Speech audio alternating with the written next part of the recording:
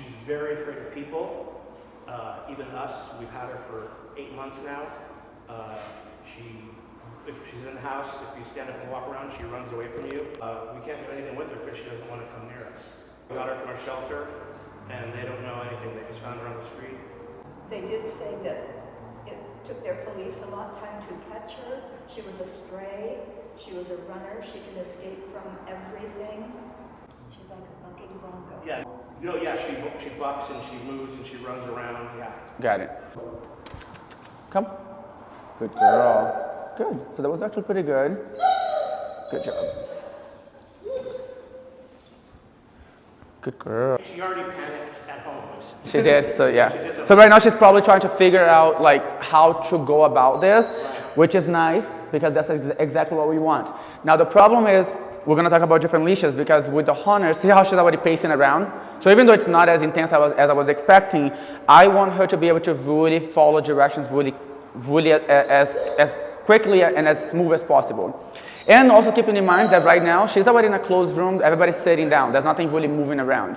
Meaning like when you're first going out with her, it's gonna be a lot worse. Like she's pacing right now, but if anything here gets loud or anything changes, she's gonna get more scared. Now what that means is with the harness, if she panics, I won't be able to communicate with her. I won't be able to tell her, hey, like right now, even the pacing right now, I wouldn't be able to stop her from pacing. Okay. And this can be a big deal because a lot of people are like, well, she's pacing because she's nervous, right? But she doesn't know better. She doesn't know that she can be here and just actually relax, that she can sit and lay down or just engage with me. She just feels like she needs to find a way out of the situation. She's really that scared. So they stay in that mentality until we cut the cycle. We have to cut the cycle. See all this pacing, we have to show her an alternative. Okay, so again, we're going in with a prong collar, and most people would never think of a prong collar for a dog like that. The prong collar is really, again, thought of as a tool to control dogs, by most people. Let me just see her on a leash. Come. And so because people see it like that, they never even think about a prong collar. Prong collar just want to make this dog more scared, is what they're going to think. Now, the way that the prong collar will work, of course, because a dog like this, she's going to be afraid of anything new. If she's afraid of a new person, and I come with a brand new tool and put it on her, of course she's going to be a little bit afraid at first, but that's easy to deal with. We can easily teach her to become comfortable with the collar by showing her that she can trust it. So she's going to overcome that very quickly. But the prong collar, after it's on her and she's conditioned to it, which only really takes a couple of minutes for most dogs, she's going to be able to now follow directions much more easily, and we are able to communicate with her more clearly in a way that she understands. And that's how it's going to help a dog that is like this afraid and unsure. So what's going to be next is we're going to apply a little bit of pressure like this, and if she responds, it goes away. So because she knows a dog like her that is really responsive, almost immediately, watch this, come. Do you see the level of engagement? That she's actually like looking at me. Watch when I move. She's like, where are we going? She's paying attention to me, right? Because she knows it's there. It's something that gets their attention.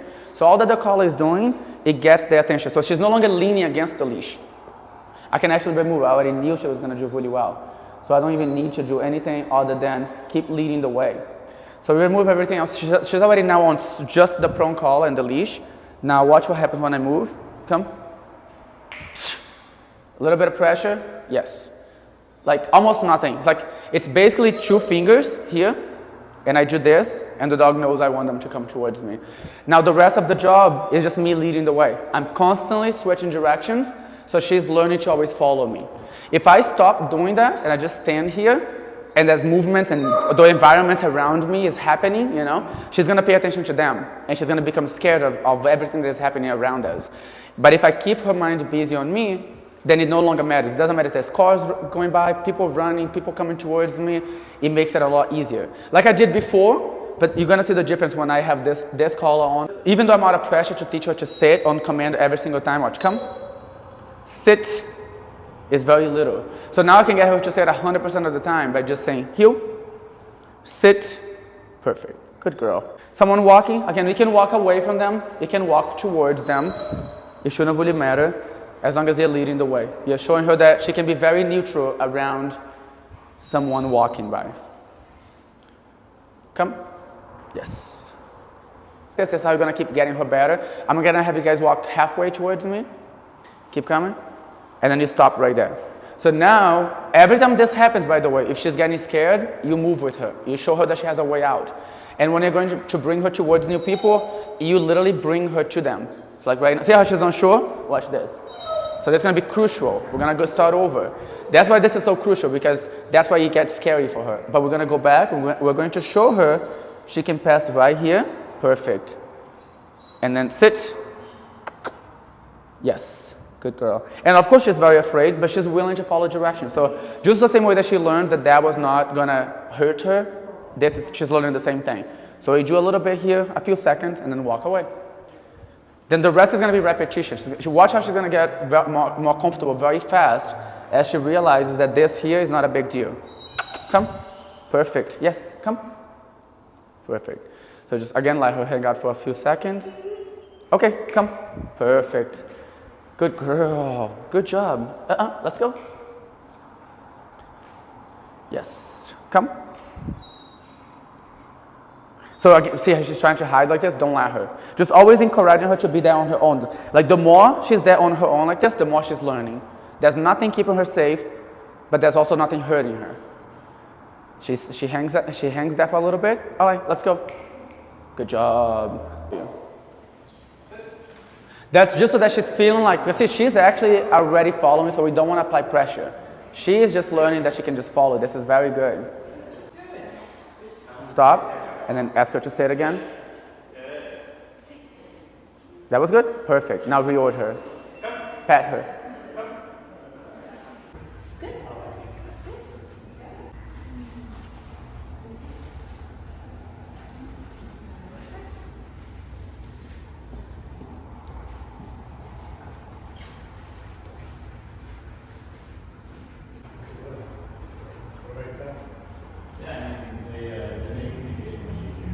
This is Trudy.